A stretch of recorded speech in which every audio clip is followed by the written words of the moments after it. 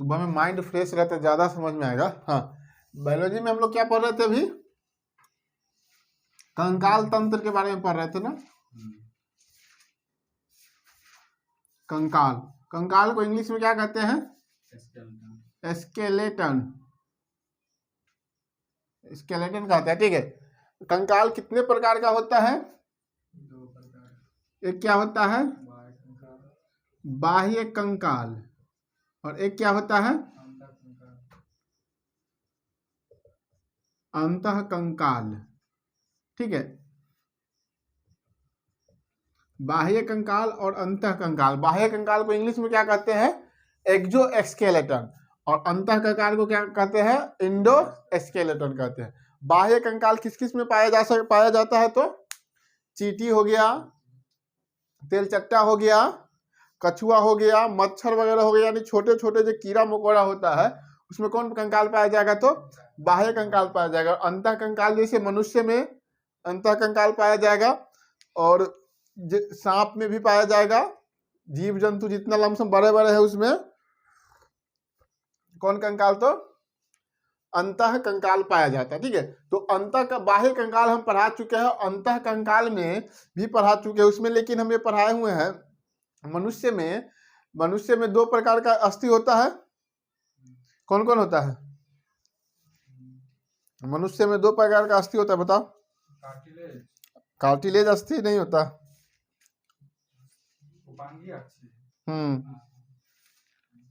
Axial होता है, appendicular एक होता है एक्सियल। अपेंडिकुलर मतलब उपांगीय, एक्सियल मतलब अक्षीय। तो हम लोग क्या पढ़ चुके हैं अभी तक? 126 हड्डी जो होता है, जिसे मानव में अस्थि की संख्या कितना है टोटल? 206। शिशु में 300 होता है, ठीक है। तो इसमें एक होता है, क्या होता है? अपेंडिकुलर होता है, अपेंडिकुलर, और एक होता है एक्सियल। तो इसमें कितना हड्डी होता है? 80 होता है। इसमें कितना होता है? तो 126। तो 126 के बारे में हम लोग पढ़ चुके हैं। आज क्या पढ़ेंगे? तो 80 के बारे में पढ़ेंगे, ठीक है। तो जो अपेंडिकुलर होता है ये मुख्य रूप से क्या कार्य करता है? तो मनुष्य को खड़ा रहने या चलने फिरने में कौन कार्य, किसका योगदान होता है? तो अपेंडिकुलर का होता है। एक्सियल का होता है, एक्सियल का योगदान होता है जो शरीर का जो आंतरिक अंग होता है, जैसे लीवर हो गया, हार्ट हो गया, फेफड़ा हो गया, इस सबको रक्षा कौन प्रदान करता है? तो एक्सियल रक्षा प्रदान करता है। तो एक्सियल लिख के डैश दीजिएगा, एक्सियल लिख के डैश दीजिए।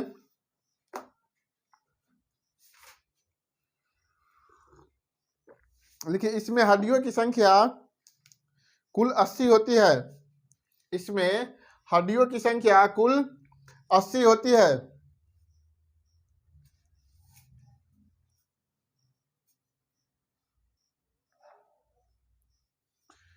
हड्डियों की संख्या 80 होती है, जो शरीर के आंतरिक नाजुक अंग, जो शरीर के आंतरिक नाजुक अंग को सुरक्षा प्रदान करता है। क्या प्रदान करता है? तो सुरक्षा प्रदान करता है।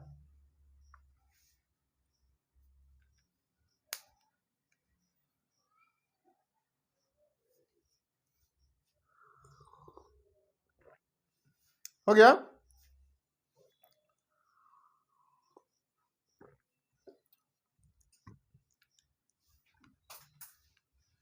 देखो, जैसे शरीर के आंतरिक जैसे हार्ट वगैरह इस सबको कौन रक्षा प्रदान करता है? तो एक्सियल करता है। अच्छा, एक चीज बताओ, शरीर के अंदर कोई भी, मान लो कोई ये बोन है या हड्डी है, इसके अंदर ये खाली जगह है, इसको क्या कहते हैं? गुहा के नाम से जानते हैं। जैसे मुख के अंदर ये खाली जगह है, इसको क्या कहेंगे? मुख गुहा कहेंगे। खोपड़ी के अंदर है, खाली है, इसको कपाल गुहा कहते हैं।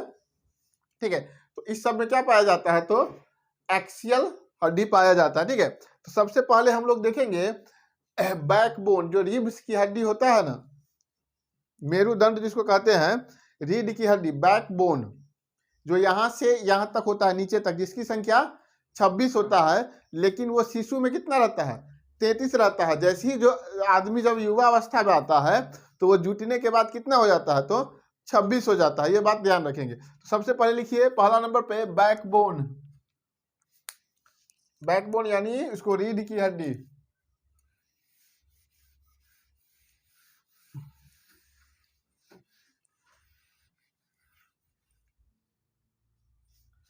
फर्स्ट में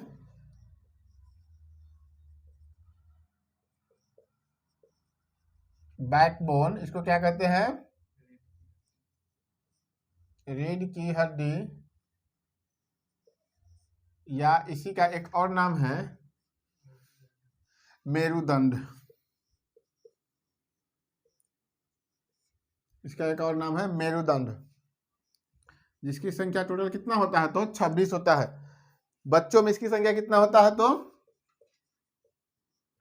बच्चों में इसकी संख्या 33 होता है, लेकिन जुटने के बाद जैसी युवावस्था में जब बच्चा जब बढ़ता है तो कितना हो जाता है, 26 हो जाता है। अच्छा, उस दिन बताए थे जो मनुष्य में हड्डी का घनत्व तो सबसे अधिक किस अवस्था में होता है,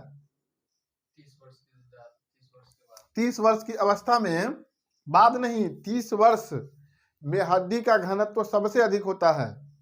जैसे 30 वर्ष के बाद घटने लगता है, और जैसे बच्चा से आप जब कोई जवान 0 से 1 2 3 ऐसे बढ़ रहा है तो घनत्व तो बढ़ रहा है, और 30 के बाद मैक्सिमम, और 30 के बाद फिर घटने लगता है, 30 वर्ष की उम्र के बाद। ठीक है, तो लिखिएगा बैकबोन, रीढ़ की हड्डियों की संख्या कुल 26 होती है, तो लिखा दिए हैं। ठीक है, लिखिए यह बच्चों में 33 पाई जाती है, परंतु वयस्क होने पर, यह बच्चों में 33 पाई जाती है, परंतु वयस्क होने पर इसकी संख्या घटकर 26 हो जाती है।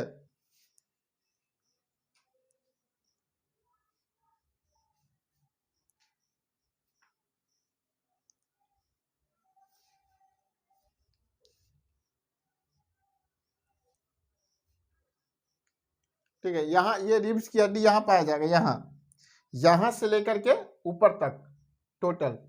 ठीक है, इसी रीढ़ की हड्डी में एक पाया जाता है स्पाइनल कॉर्ड। स्पाइनल कॉर्ड नामक क्या पाया जाता है, नस पाया जाता है, जो कितना जोड़ी होता है, 31 जोड़ी होती है। कितना, 31। देखो, तो इसको क्या कहा जाता है, सेकेंड ब्रेन। मानव का सेकेंड ब्रेन स्पाइनल कॉर्ड को कहा जाता है, जिसकी संख्या कितना होता है, 31 जोड़ी, यानी कितना टोटल, 62 नस होता है। इसी में से देखिएगा किसी आदमी के रीढ़ की हड्डी टूटने या कोई चोट वगैरह लगने से देखता है एक अंग काम नहीं करते रहता है। ठीक है ना, यही नस से जुड़ा होता है माइंड से। अगर मान लो तुम्हारा ये पैर काम नहीं कर रहा है, एक अगर काम करना बंद कर दिया चाहे कुछ कारणवश, तो इसी में से कोई नस डैमेज हो जाता है, जिससे ये नीचे का जो कैसे काम फंक्शन करना है वो माइंड तक पहुंच ही नहीं पाता है, ब्लड वगैरह चाहे संदेश। ठीक है ना, तो जब ऑपरेशन किया जाता है, मान लो पैर का किसी का ऑपरेशन किया जाना है, तो इसी को ब्लॉक कर दिया जाता है, जिससे सूचना वहां माइंड तक पहुंचेगा ही नहीं, जो आपके नीचे ऑपरेशन चल रहा है, इसीलिए दर्द नहीं करता है। ठीक है, तो इसी स्पाइनल कॉर्ड को सेकेंड ब्रेन कहते हैं। इसके बारे में अलग से ही पढ़ना है, एक स्पाइनल कॉर्ड के बारे में अलग से ही क्लास होगा, उसमें इसके बारे में डिटेल से पढ़ना है स्पाइनल कॉर्ड में। यहाँ पर यह ध्यान रखना है, जो स्पाइनल कॉर्ड रिब्स की हड्डी में होकर के गुजरती है, कहाँ, माइंड से कनेक्ट रहता है। ठीक है, जिसकी संख्या टोटल कितनी, 31 जोड़ी होता है। इसको सेकेंड ब्रेन भी मानव का कहा जाता है। ठीक है, लिख लिया इस बात को, लिखिएगा रीढ़ की हड्डी में स्पाइनल कॉर्ड पाया जाता है, रिब्स की हड्डी में स्पाइनल कॉर्ड पाया जाता है, जो कि जो कि 31 जोड़ी होती है। रीढ़ की हड्डी में स्पाइनल कॉर्ड पाया जाता है जो कि 31 जोड़ी होती है, जो कि 31 जोड़ी होती है।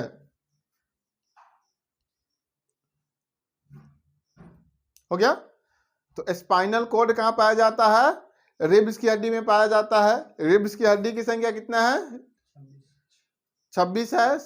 बच्चा में कितना रहता है? 33 रहता है। इससे होकर के स्पाइनल कॉर्ड माइंड से जुड़ा होता है, दिमाग से, ठीक है, जिसको मानव का सेकेंड ब्रेन कहा जाता है। ठीक है, इतना इस बात में ध्यान रखना है। ठीक है, तो उसके बाद देखिए, तो हम क्या पढ़ लिए? रीढ़ की हड्डी पढ़ लिए। तो इस रीढ़ की हड्डी में कितने हड्डी? 26, बच्चों में 33। अब उसके बाद लिखिएगा रिब्स यानी पसली। झगड़ा नहीं करता था, पसली तो सरका देंगे यार। दूसरा नंबर पे लिखिएगा पसली यानी रिब्स।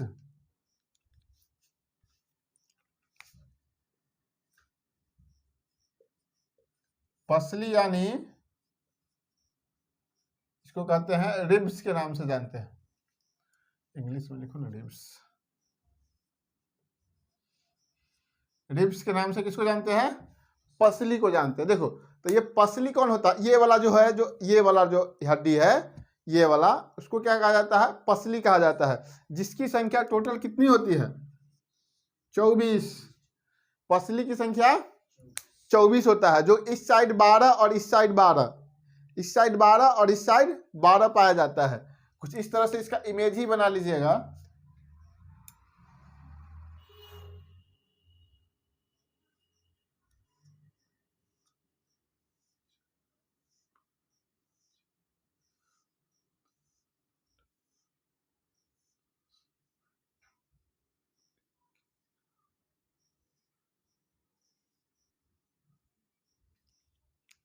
एक तरफ 12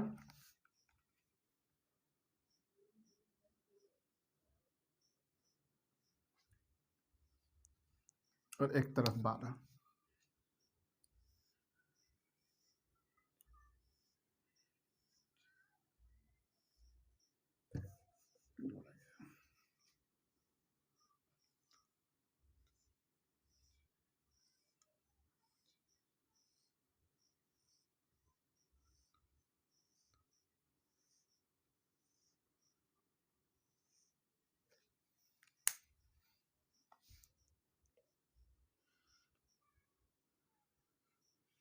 ठीक है, ये यहाँ कोई हड्डी नहीं होता है, ऐसी हम लिख दिए हैं।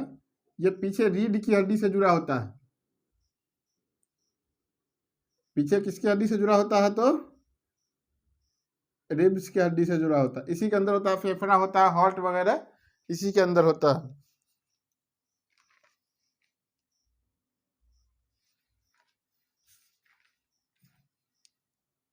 ये वाला जो आगे वाला जो ये हड्डी है यहाँ पे, ये वाला जो है तुम्हारा, जिससे ये रिब्स की हड्डी जुड़ा हुआ है, इसको स्टर्नर कहते हैं।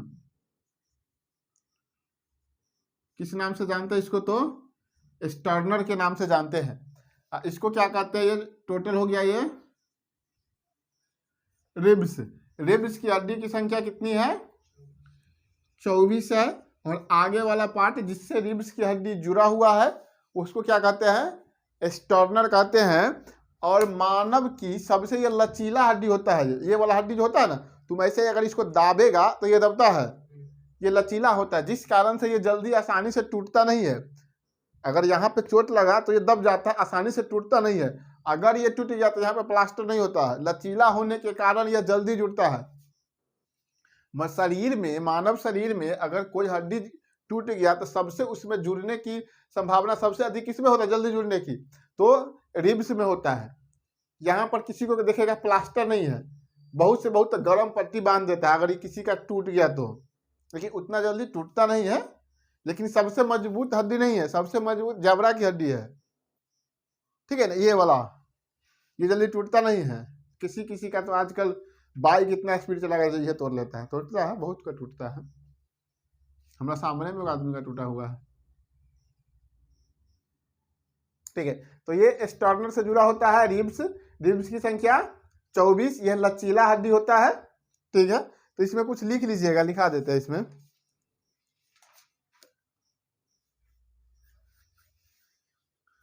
लिखो, रिब्स की हड्डी चेस्ट के दोनों तरफ पाई जाती है, जिसकी संख्या 24 होती है। रिब्स की हड्डी चेस्ट के दोनों तरफ पाई जाती है, जिसकी संख्या 24 होती है। जिसकी संख्या 24 होती है।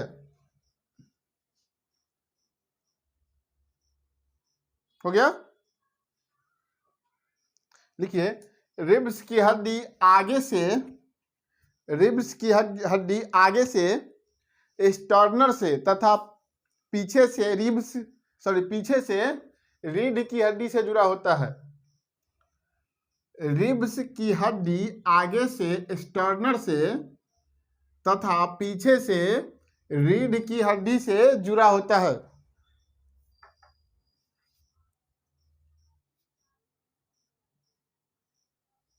ठीक है, ये बात ध्यान रखना है। ये लचीला हड्डी होता है, ये लिखना नहीं है, इतना याद रखना है। जो लचीला हड्डी होता है, इस पर प्लास्टर नहीं किया जाता, इसको जुटने की संभावना जल्दी होता है। अगर तुमसे पूछा जाए जो मानव शरीर के हार्ट की रक्षा बाहरी से, मतलब बाहर से सुरक्षा प्रदान कौन करता है, तो यही रिब्स की हड्डी करता है। अगर यहाँ पर हार्ट इतना कमजोर है, जैसे होता है ना, ऐसे अगर मार दिया, ऐसे अगर डायरेक्ट वहां पर लगेगा तो डैमेज हो जाएगा। तो इसीलिए इसको रक्षा कौन प्रदान करता है? रिब्स की हड्डी। अब ब्रेन की रक्षा देखो, मेन है यहाँ से है ना, अगर कोई यहाँ पर मार रहा है तो यहाँ देखिए तुम खोखला होगा, ये पूरा यहाँ से पूरा पैक है ना, लेकिन यहाँ वाला खोखला है, यहाँ से देखना, यहीं से जुड़ा हुआ है, ये वाला 2 हड्डी होगा, इसी से स्पाइनल कॉर्ड जुड़ा हुआ है। कभी कभी यहाँ पर लगने से आदमी जल्दी मरने की संभावना उसका जल्दी है। और किसी भी आदमी को अगर जल्दी मारना है बिना किसी चोट दाग उग के, दिखे भी नहीं, यहाँ पर ऐसे गर्दन घुमाएगा तो ये नस दिख रहा है, उस पर खाली मार दो बस, अगर ये नस टूट गया तो एट ए टाइम आदमी मर जाएगा। ठीक है, तो ये पसली समझ गए। अब उसके बाद स्टर्नर भी समझ गए। स्टर्नर की हड्डी की संख्या कितना होता है? तो एक होता है स्टर्नर, कौन होता है? जिससे रिब्स आगे से जुड़ा रहता है, उसको क्या कहते हैं? स्टर्नर कहते हैं। और आगे लिखिएगा, एक होता है सिर। अब माथा में कितना हड्डी क्या होता है उसको देखेंगे, तो लिखिए आगे, हेड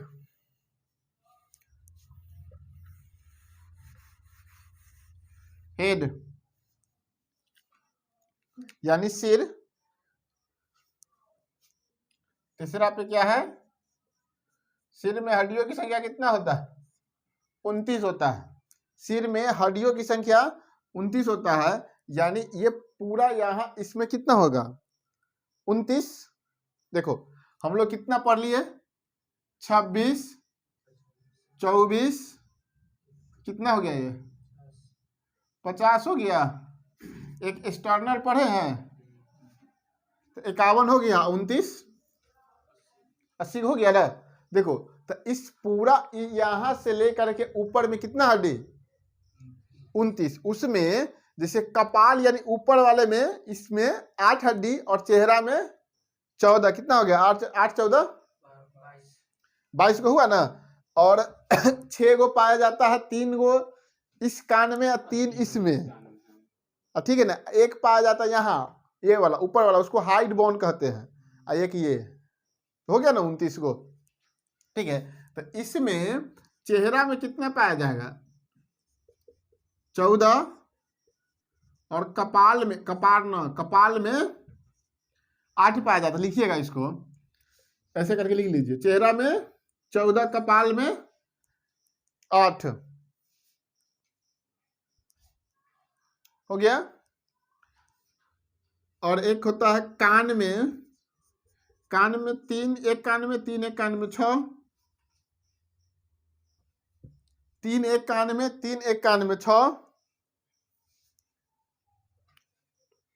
और उसके बाद एक पाया जाता है जबड़ा की हड्डी, जो कि मानव का सबसे मजबूत हड्डी होता है।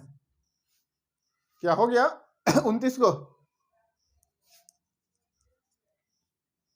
हो गया टोटल 29 को।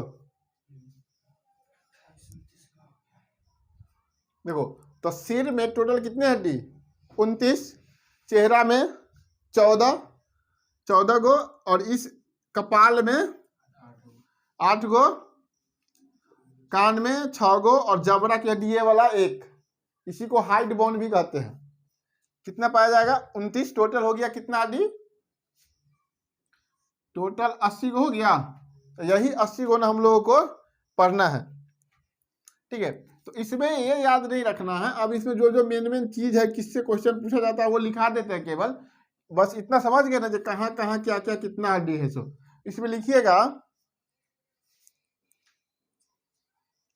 कान में, एक चीज यहाँ, हाँ, कान की जो हड्डी का नाम है ना वो पूछा जाता है। तो लिखिए कान के हड्डियों का नाम।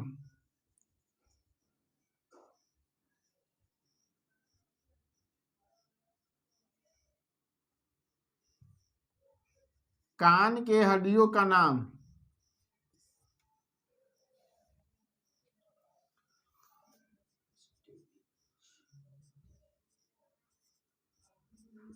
मिस, MIS, वही ये नहीं लिखना है, मतलब ट्री हम बता रहे हैं तुमको, MIS ट्रिक है।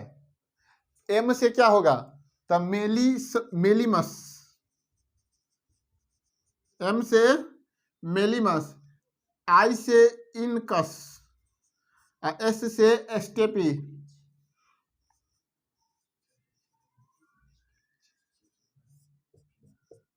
ठीक है। ये हो गया। कोई चीज तू सुनने से मिस कर रहा है, नहीं सुन पा रहा है, मिस। M से मेलीमस, I से इनकस, S से स्टेपीज। तो मानव शरीर में सबसे छोटा हड्डी कौन होता है स्टेपीज होता है, जिसकी लंबाई मात्र 6 सेंटीमीटर होता है। जिसकी लंबाई मात्र 6 सेंटीमीटर ही होता है। मानव का सबसे छोटा हड्डी स्टेपीज है, जो कान में पाया जाता है। तो इस बात को आप लोग लिख लीजिएगा, मानव की सबसे छोटी हड्डी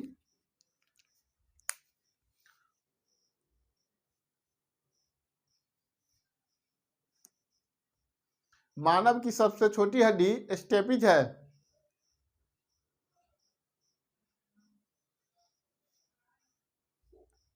ठीक है, नीचे से लिखो, मानव की सबसे मजबूत हड्डी जेब्रा की हड्डी है। जबरा, मानव की सबसे मजबूत हड्डी जबरा की हड्डी है।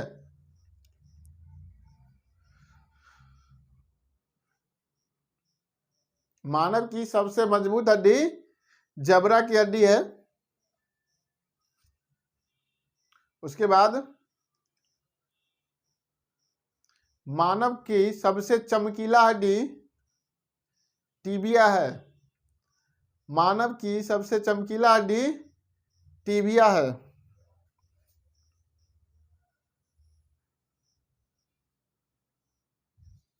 मानव का सबसे चमकीला हड्डी टीबिया है। हो गया। उसके बाद लिखिएगा, मानव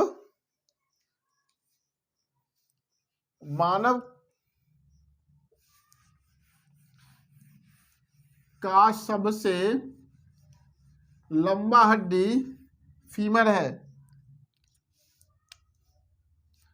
मानव का सबसे लंबा हड्डी फीमर है।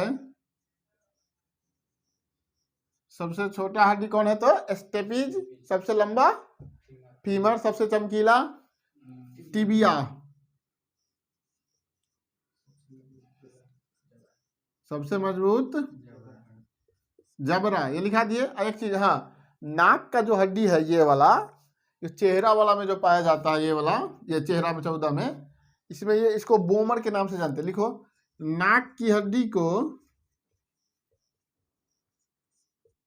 बोमर के नाम से जाना जाता है।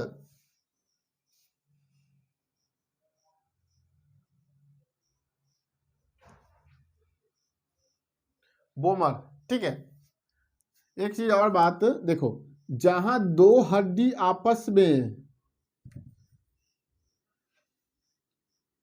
दो हड्डी आपस में जहां जुड़ता है वहां पर पाया जाता है क्या, साइनोवियल नामक लिक्विड पाया जाता है। लिखो, जहां दो हड्डी आपस में जुड़ता है,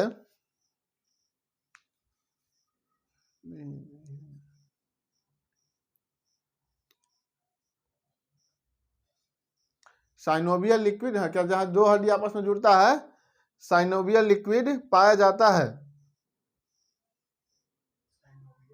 लिक्विड पाया जाता है।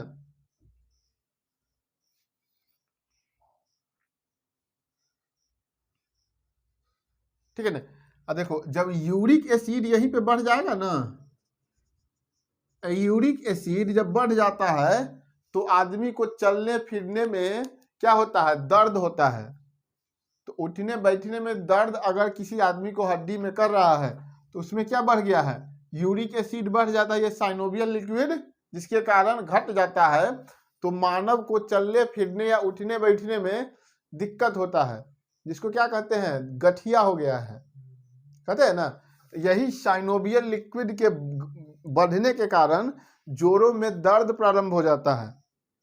लिखो तो, मानव में साइनोवियल लिक्विड बढ़ने के कारण, मानव में साइनोवियल लिक्विड बढ़ने के कारण जोड़ों का दर्द देखा जाता है। नहीं, साइनोवियल लिक्विड घटने के कारण, साइनोवियल लिक्विड घटने के कारण जोड़ों का दर्द देखा जाता है, क्योंकि इस समय यूरिक एसिड बढ़ जाता है, क्योंकि इस समय यूरिक एसिड बढ़ जाता है, दर्द देखा जाता है क्योंकि इस समय यूरिक एसिड बढ़ जाता है।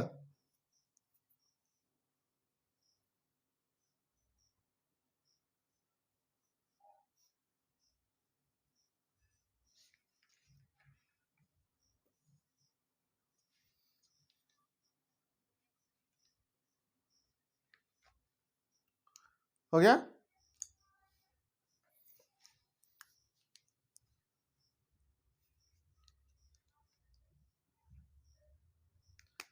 तो साइनोवियल लिक्विड पाया जाएगा जुड़ाव पर, और जब दो हड्डी आपस में जुड़ता है उसको क्या कर, वहां पर क्या कहते हैं, उसको लिगामेंट कहा जाता है, लिगामेंट। और जब दो मांस, जहां पर मांसपेशियां आपस में जुड़ता है उसको टेंडन कहा जाता है, लिगामेंट और टेंडन। ये बात को लिख लो, ऐसे लिखो ना, दो बोन जुड़ा रहने पर लिगामेंट और दो मांसपेशी जुड़ने पर टेंडन पाया जाता है, ऐसे लिख लो। दो बोन जहां जुड़ता है वहां लिगामेंट, तथा दो मांसपेशी जहां पर जुड़ता है वहां टेंडन पाया जाता है। कार्टिलेज किसको कहते हैं बताओ?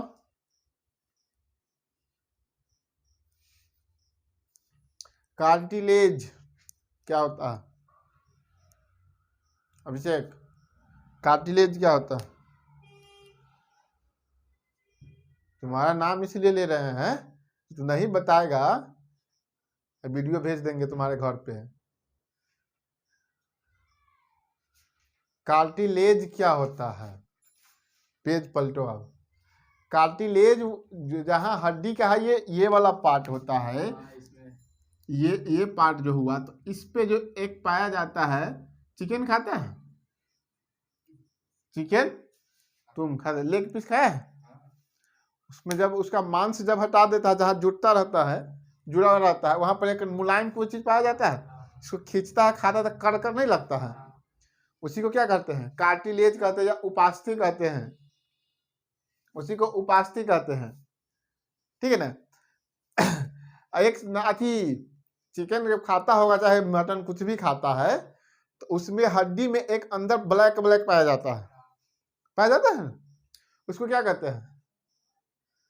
वही ब्लड का निर्माण करता है, मनुष्य के हड्डी में भी पाया जाता है, वही आरबीसी का निर्माण करता है, उसको कहते हैं अथी, क्या कहते हैं रे, अरे उसको अथी कहते हैं, बोन मैरो कहते हैं। हिंदी में भी बोन मैरो ही कहेंगे, क्या कहेंगे हिंदी में? अस्थि मज्जा, हाँ अस्थि मज्जा, जाली नुमा आकृति पाया जाता है उसको क्या कहते हैं, अस्थि मज्जा या बोन मैरो के नाम से जानते हैं, जो आरबीसी के निर्माण में मुख्य कार्य करता है। ठीक है, तो अस्थि क्या होता है, हड्डी को अस्थि कहते हैं, उपास्थि कार्टिलेज के कहते हैं। अच्छा ये बताओ, जो हड्डी जो बना होता है वो किसका मिलकर बना होता है, कौन कौन चीज उसमें पाया जाता है? कैल्शियम कार्बोनेट और उसका नाम बताओ बउआ। कैल्शियम फॉस्फेट और कैल्शियम कार्बोनेट पाया जाता है। इसमें कैल्शियम फॉस्फेट कितना % पाया जाता है? देखो ये होता है, एक होता है कैल्शियम कार्बो CaCO3 और एक होता है Ca3PO4 PO का होल 2 होगा कि 3 कैसे होगा, होल 2 ना होगा, PO4 का। देखो तो ये पाया जाता है कितना %? 60% ये पाया जाता है। 40%। अच्छा ये बताओ, इसमें किसका अंडा का बाहरी परत किसका होता है इसमें से बताओ? कैल्शियम कार्बोनेट का होता है। जब शमशान घाट में तुमको रात में कुछ जलते हुए दिखाई देता, अगर उस दिन लाश नहीं फूका गया हो, ऐसी कुछ जलते हुए दिखाई देता, देवी वहां पर चाहे भूत लहरा रहा है कुछ, लेकिन ये जो कैल्शियम फास्फेट होता है ना, इसको तुम बाहर रख दो तो ये ऑक्सीजन से संपर्क में आकर के आसानी से आग पकड़ता है, लेकिन ये आग तुमको दिन में नहीं दिखेगा, एकदम हल्का होता है फ्लेम। जैसे ही रात होता है ना तो ये बढ़ते घटते रहता है। तो शमशान में देखिए कभी कभी एकाएक आग जल रहा है चाहे कुछ, तो वो हड्डी से कैल्शियम फास्फेट निकलते रहता है, न कि आग जलते रहता है। तो डरना नहीं है। आप शमशान घाट के बगल से अगर जा रहे हैं, वहां पर लाश नहीं जल रहा है और कुछ लहर रहे, समझ लेना कैल्शियम फास्फेट हड्डी से निकल रहा है, भूत नहीं है। कुछ वहां पर नहीं रहेगा नहीं, न रहेगा तो नहीं निकलेगा बुआ, हड्डी रहेगा तभी तो निकलेगा। शमशान में हड्डी न हो ऐसा हो सकता है कि देखो तो एक चीज, हाँ एक चीज और लिखो, अस्थि के अंदर एक जाली नुमा आकृति पाई जाती है। अस्थि के अंदर एक जाली नुमा आकृति पाई जाती है जिसे अस्थि मज्जा कहते हैं। अस्थि के अंदर एक जाली नुमा आकृति पाई जाती है जिसे अस्थि मज्जा कहते हैं, जिसे अस्थि मज्जा कहते हैं।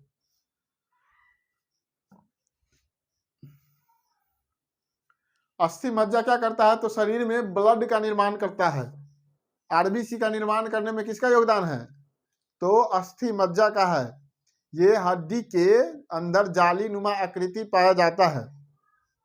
ठीक है, उसको अगर चबाता है चाहे कुछ करता है, कर से नहीं मारता है, उसमें ब्लैक निकलता है, वो ब्लैक होता नहीं, पकाने के बाद वैसा हो जाता है। उसी को क्या कहते हैं, उसी को कहेंगे बोन मैरो या अस्थि मज्जा कहते हैं। ठीक है, तो देखो तो अस्थि में 3 प्रकार का कोशिका पाया जाता है, ओस्टियोक्लास्ट, ओस्टियोब्लास्ट और ओस्टियोसाइट। 3 प्रकार का कोशिका है अस्थि में, 3 प्रकार का कोशिका पाया जाता है। ठीक है, तो सबसे पहले यहाँ देखो, तो मानव में टोटल अस्थि की संख्या 206, शिशु में 300, मानव में 206, शिशु में, ठीक है। तो इसमें एक होता है अपेंडिकुलर होता है, एक होता है एक्सियल। तो अपेंडिकुलर में कितना हड्डी टोटल 100 बन रहा है कार्य 126, ठीक है, और एक्सियल में 80। तो वहां पर अपेंडिकुलर का 126 हम पढ़ चुके थे इससे पिछले क्लास में। आज हम पढ़े हैं क्या, एक्सियल के बारे में पढ़े। तो एक्सियल के बारे में 80 हड्डी यहाँ पर पढ़े हैं। देखो बैकबोन में 26, पसली में टोटल 50 को ये हुआ, सिर में 29, कितना हो गया 79, आएगो कहा गया बता, जबरा रे चुट्टा, जबरा इसी 29 में है। बताओ वो हड्डी कहाँ गया, बताओ, पढ़ाए हैं उसका अभी हम, लेकिन यहाँ पर नहीं लिखे हुए उसका नाम। ये बीच वाला स्टर्नर, जो रिब्स से आगे जुड़ा होता है, किससे, स्टर्नर से जुड़ा होता है, पीछे जुड़ा होता है रीढ़ की हड्डी से। तो टोटल कितना पढ़ लिए, 80 को पढ़ लिया। सही बताओ, सबसे छोटा हड्डी, सबसे बड़ा हड्डी, सबसे चमकीला हड्डी, सबसे चमकीला, सबसे मजबूत, सबसे छोटी हड्डी, स्टेपिस की लेंथ, लंबाई 100 सेंटीमीटर। सबसे छोटी हड्डी कहाँ पाई जाती है? नाक की हड्डी को क्या कहते हैं? बोमर। नाक की हड्डी को बोमर। सबसे मजबूत जबड़ा की हड्डी, फीमर कौन बोला? सबसे लंबा फीमर। सबसे चमकीला हड्डी टिबिया। टिबिया कहाँ पाया जाता है? टॉ से टिबिया, टॉ से टांग। टिबिया हड्डी टांग में पाया, यहाँ ये वाला, ठीक है। तो सबसे चमकीला हड्डी टिबिया का हड्डी। तो ये आज हम लोग किसके बारे में पढ़ लिए? बोन के बारे में पूरा पढ़ लिए। बोन मैरो क्या होता है थोड़ा एक झलक देखे हैं उसको जहां पर हम ब्लड पढ़ेंगे वहां पर उसको डिटेल में पढ़ना है, ठीक है। उसके बाद लिखो अस्थि कोशिका 3 प्रकार का होता है। अस्थि कोशिका लिख के डैश देना, उसके बाद लिखना अस्थि कोशिका 3 प्रकार का होता है। हाँ, बोन सेल।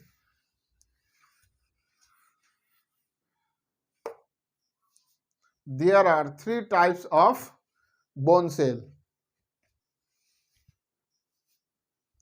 अस्थि कोशिका कितने प्रकार का होता है? तो 3 प्रकार का।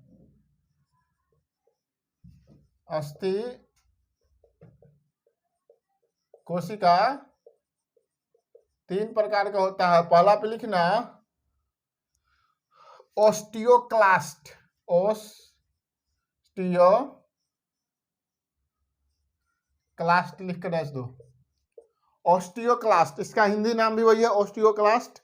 इंग्लिश में भी कहेंगे ऑस्टियोक्लास्ट ही कहेंगे। अगर मान लो कोई चीज का हिंदी नाम याद है, इंग्लिश नहीं है याद, इंग्लिश याद है, हिंदी याद नहीं है, तो देखो तो उसमें होता है जैसे बोन मैरो है ना, जैसे हम क्या बताए हैं, बोन मैरो को हिंदी में क्या कहते हैं? अस्थि मज्जा कहते हैं। तो मान लो हिंदी वाला क्वेश्चन में अस्थि मज्जा लिखा हुआ है, अस्थि मज्जा, तो तुमको मान लो उस समय बोन मैरो याद है, जो आरबीसी का निर्माण बोन मैरो में होता है। तो पीछे देखेंगे एक पेज पीछे यहाँ पर इंग्लिश में लिखा रहता है, ठीक है ना। अब मान लो हिंदी में लिख देता है क्या? Bone marrow. बायोलॉजी में ये होता है बोन मैरो लिख देगा। जैसे माइट्रोकॉन्ड्रिया लिख देता है ना, माइट्रोकॉन्ड्रिया क्या होता है? हिंदी में लिख देगा। लेकिन माइट्रोकॉन्ड्रिया का क्या होता है? हिंदी क्या होता है? सूत्र कणिका, ठीक है ना। जैसे वैक्यूल्स का हिंदी क्या होता है? रसधानी होता है, ठीक है। इस तरह से लिख देगा तो कोई दिक्कत नहीं है। लेकिन ऐसा लिखा है तो बगल में इंग्लिश दिया रहता है, उसमें देख लेना है। अगर ऑनलाइन एग्जाम दे रहा है तो जैसी लैंग्वेज पर एक बार क्लिक करेगा इंग्लिश हो जाएगा, ठीक है। तो यहाँ पर हम देखे हैं ऑस्टियोक्लास्ट में अस्थि का जो होता है, मतलब मानव में चाहे किसी भी चीज में जो बोन होता है, वो बोन सेल कितने प्रकार से बना होता है? 3 टाइप। एक होता है ऑस्टियोक्लास्ट, ऑस्टियोब्लास्ट और ऑस्टियोसाइट। Osteoclast, osteoblast, osteocyte. तो उसमें सबसे पहले ऑस्टियोक्लास्ट देखेंगे, ठीक है। तो ये जैसे होता है ना, ये खराब अस्थि कोशिका को खा करके समाप्त करता है। जैसे जो मान लो कोई हड्डी में चोट लग गया, कुछ डैमेज हो गया, तो वहां का सेल मर गया, तो उस सेल को मार कौन देता है? खा कौन जाता है? तो ऑस्टियोक्लास्ट। मतलब खराब, जैसे बोन हड्डी के जो सेल खराब हो गए हैं उसको खा करके कौन समाप्त कर देता है? ऑस्टियोक्लास्ट। इसीलिए इसको कहते हैं बोन ईटिंग सेल कहते हैं, bone eating cell. Bone eating cell किसको कहेंगे? तो ऑस्टियोक्लास्ट को बोन ईटिंग सेल कहते हैं, क्योंकि बोन में जो सेल खराब हो जाता है उसको खा करके समाप्त कर देता है ऑस्टियोक्लास्ट। तो इसमें लिख लेगा एक लाइन, यह अस्थि में उपस्थित खराब कोशिका को, यह अस्थि में उपस्थित खराब कोशिका को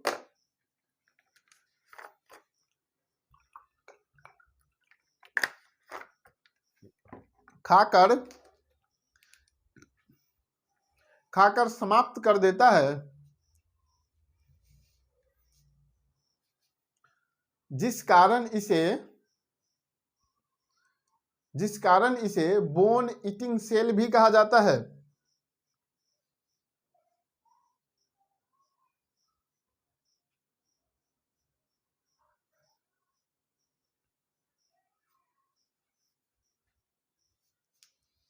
ठीक है। दूसरा पे लिखना ब्लास्ट।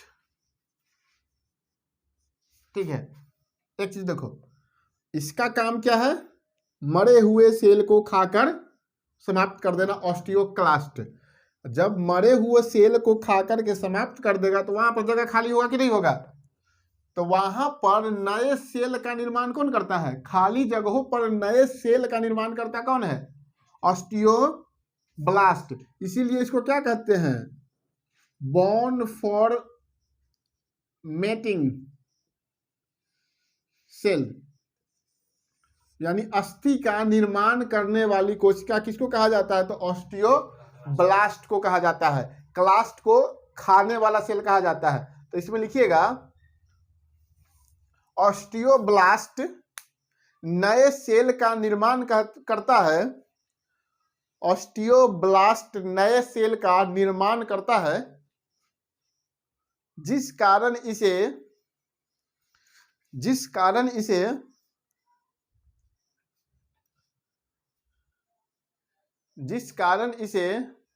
बोन फॉर्मेटिंग सेल भी कहा जाता है, जिस कारण इसे बोन फॉर्मेटिंग सेल भी कहा जाता है।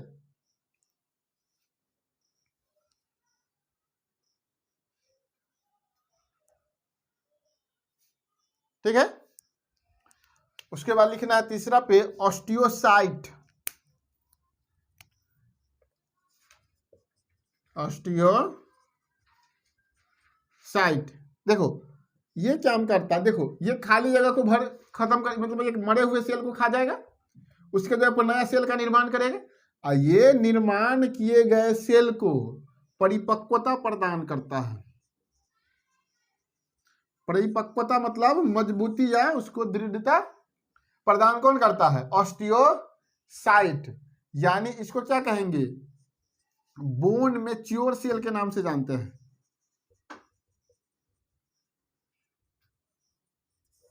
बोन मैच्योर सेल किसको कहेंगे, तो ऑस्टियोसाइट। लिखिएगा यह बोन सेल को ऐसे लिखो, अस्थि कोशिका, हाँ ये अस्थि कोशिका को परिपक्वता प्रदान करता है, यह अस्थि कोशिका को परिपक्वता प्रदान करता है, जिस कारण से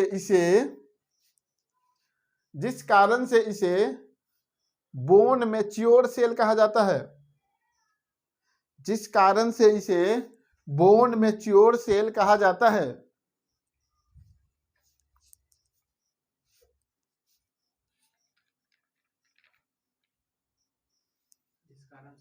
इसे बोन मैच्योर सेल कहा जाता है। हो गया, बोन मैच्योर सेल किसको कहेंगे, ऑस्टियोसाइट। ऑस्टियोब्लास्ट का काम क्या है, नए सेल का निर्माण करना, बोन फॉर्मेटिंग सेल। ऑस्टियोक्लास्ट का काम क्या है, सेल को खाना, मरे हुए सेल को खाना, इसीलिए इसको क्या कहते हैं, बोन ईटिंग सेल कहते हैं। एक देखो इसमें तीन रूप से सेल है, बोन ईटिंग, फॉर्मेटिंग और एक मैच्योर, तीन चीज का होता है। ठीक है, और कल हम लोग पढ़ेंगे क्या, संबंध, जैसे प्रमुख ज्वाइंट जो होता है, इसको बॉल सॉकेट किसको कहेंगे, कौन इसको फ्रीली ज्वाइंट कहेंगे, ये सब हम लोग कल आने वाले क्लास में पढ़ेंगे। इस किस तरह से हड्डी का ज्वाइंट होता है, कैसे होता है, कोई देखेगा, देखो ये नीचे पूरा घूम रहा है लेकिन ऊपर इतना जा रहा है। ठीक है, ये 180 घूम रहा है ना, तो इसको क्या कहते हैं, ये पटेला जो होता है ये पूरा घूमता है इधर उधर, तो इसको कौन ज्वाइंट कहेंगे, बॉल सॉकेट वगैरह ये सब क्या होता है, पूरा हुक ज्वाइंट। देखो जैसे ये है, इसे हो रहा है, इससे ज़्यादा नहीं होगा, ये पैर ऐसे हो रहा है, इधर नहीं होगा। ये सब किस कारण से ज्वाइंट को क्या कहते हैं, ये सब कल हम लोग पढ़ेंगे। ठीक है।